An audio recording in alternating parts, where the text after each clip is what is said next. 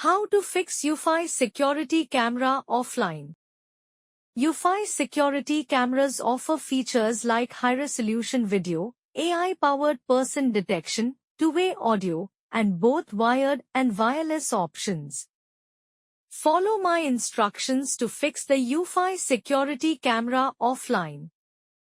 Ensure you are connected to a 2.4 GHz network, as it offers a greater range and is more stable. Most Eufy cameras support 2.4 GHz. If it does not fix your camera, try resetting it by holding the reset button located below or on the back of the camera for a few seconds. You will see a light flash, and the camera will be reset to its factory setting. Now, simply set it up just like you did when you got it. It should work like new now. Contact customer support if you need more help. Thanks for watching.